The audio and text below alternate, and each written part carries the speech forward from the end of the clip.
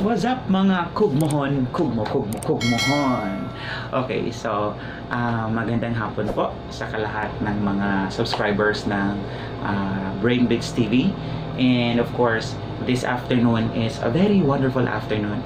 It's because today we'll talk about a very important episode or a very important topic, and that's gonna be my own perception or my own understanding and my own point of view, especially on the death of 4th class PMA or cadet Darwin Dormitorio. But before that, let's have this.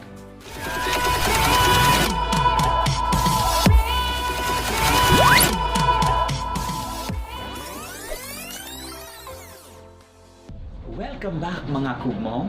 So, welcome to my channel. This is Brain Blitz TV and welcome to Brain Blitz TV House.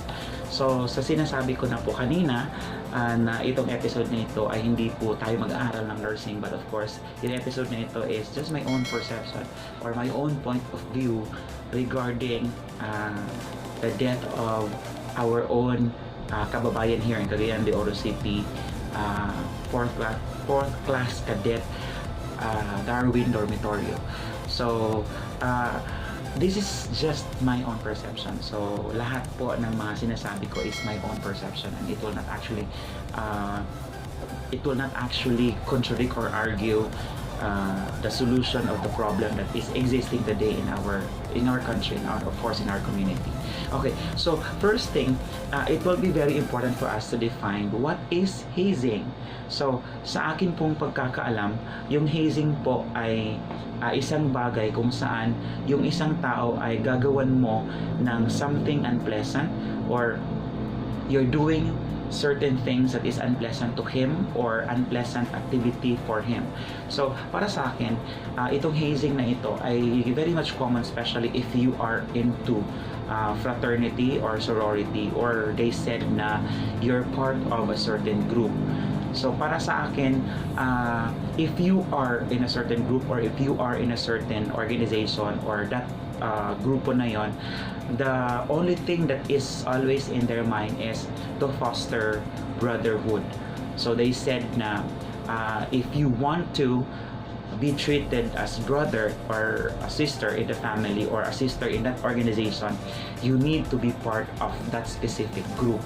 So, para sa akin, I think it will not be necessary for us to be part of those fraternity and sorority. It's because it's not that I will actually tell everybody na hindi po pwede or bawal. But of course, I think it doesn't necessarily mean it doesn't necessarily needed for us to be part of a certain organization. It's because para sa akin, ang pinaka-importante nating greatest source of support system is our family. So doon dapat tayo kukuha ng or humuhugot ng inspirasyon at saka humuhugot tayo ng source of energy in our family. It's because they are our biggest support system. So dapat po doon lang tayo magpo-focus. So as what I've actually seen in the news, Mr. Darwin or 4th class cadet Darwin Dormitorio died because of a lost combat shoes.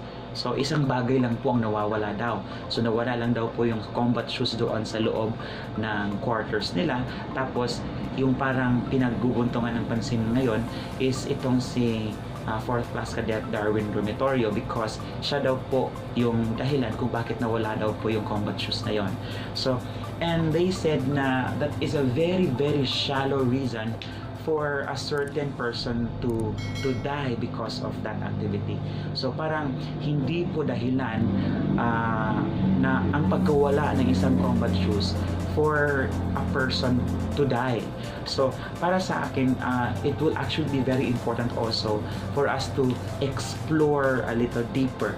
So bibigyan natin ng pansin kung ano daw po talaga ba, or what is the real reason why it resulted into this thing. So, bakit po nangyari yung pagkamatay niya? But of course, it was actually viewed na yung dahilan ng pagkamatay ni Mr. Dormitorio or the late Mr. Darwin Dormitorio is cardiac arrest because of internal hemorrhage. So basically, if that is a cardiac arrest because of internal hemorrhage, he is into blunt injury, blunt physical injury. So when say blunt, it means that the tissues inside your body is being injured or has been traumatized. So for me, the government has to make, I think there has to be a need for the government to create some modifications or some changes in the rules and regulations, especially if merong bagong papasok doon sa Philippine Military Academy, because as far as I have observed, it is a culture of any organization, especially that involves things that talks about peace and order, training this individual into such a thing. So parang kailangan daw po nilang magiging miyembro muna ng isang fraternity. It's because for them to be welcome. So for me, parang in order for us to get rid of this problem next time, is because it happened anywhere. It could happen in school, it could happen in the community, especially if you are part of a group or an organization that has this mindset or fostering brotherhood. Parang nangyayari yun, pero hindi po lahat ay nagsasalita. It's because I think they are just afraid of the possible consequence of their own action, of telling the truth to their superior. So it will actually be very important for us to make sure that we can find solution on this issue, because it might be that Mr. Dormitorio is just one soul or one individual who lost his own life because of this hazing. But there are so many individuals in our society today that experience the same thing, but they are afraid to come out. It's because they are afraid of those people who are more superior or who are superior to them or more superior to them. So for me, I think of course the government, especially with our very own president, I know he is actually against hazing, and he actually valued the life of Mr. Dormitorio, and he said that those individuals who are actually involved in this certain situation must have to suffer the consequences of their own action. And of course, that's actually coming from our president, and of course we have to respect that. But in the long run, or in my general point of view here, for me, I think especially for males, especially for those who engage into things like being a policeman, being a soldier in the future, I think there's no need for you to engage yourselves into fraternity. But of course, that is your own decision if you are gonna get in or you will not actually allow yourselves to get into. It's because there is a possible consequence of your action later on. But on my part, I did not actually engage myself into those things. It's because it's actually against my will.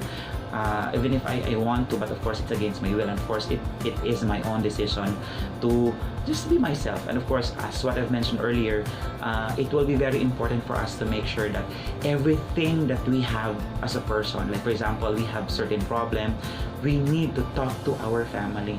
We need to talk to our parents, to our mother, to our father, to our brothers and sisters, because they are our greatest support system. So lahat po ng mga problema natin, hindi po yung friends natin ang makakapag-solve nun. Hindi po yung brotherhood natin ang makakapag-solve nun. But it is very important for us to make sure that we consult, or we have to go back to our parents. And our parents, as what I mentioned, they are our greatest support system. They will be there to support us holistically. So they will be supporting us financially, spiritually, socially, and everything that we wanted. They are actually there to support us. And at the same time, our own perception of life is also shaped by our family. So therefore, kung anong klaseng pag-develop natin ng ating mga parents, it's actually a reflection of our family as a whole. It's actually a reflection of the personality of our parents. So it will be very important for us to, again, go back to our family, because they are our greatest support system. So as a conclusion of this video, for me, fraternity, sorority, brotherhood, that's your decision. That is your entire decision. No one can actually tell you to do this, but of course your family won't allow you to do that, but that is your own decision. If you decide to engage yourself into such thing, that is gonna be your decision, and I hope that in the end you will not actually gonna regret the consequence of your own action, because of course we are just stewards of the life that God has given to us. So we have to value our lives. We have to value our own selves, our own self. It's because this life is actually given to us by our divine creator. And of course, at the same time, as a message also for the family of the late Mr. Darwin Dormitorio, be strong. There is gonna be the truth will actually set you free, or the truth will actually prevail after due process. And also for those who are actually involved in this issue, like for example, those who were involved in the hazing. So just make sure that you are gonna tell the truth, that you will tell the truth to these people, or especially in court, because you will actually be under litigation. So as what I've mentioned, just tell the truth, because of course when you are gonna tell the truth, it will actually gonna set you free. And of course it will be very important for us also to pray the soul of the late Mr. Darwin Dormitorio. It's because we have to make sure that he will actually be in heaven, especially that he is already buried. And of course we'll have to continue praying for the justice of losing his life. And of course, thank you so much for viewing this episode of Brainless TV, and watch out for my next episode. This is gonna be very soon. And don't forget to subscribe the channel. Just click the word subscribe, and at the same time click the notification bell for the succeeding videos that I'm gonna post in this channel. So thank you so much for watching. Bye for now. Bye bye.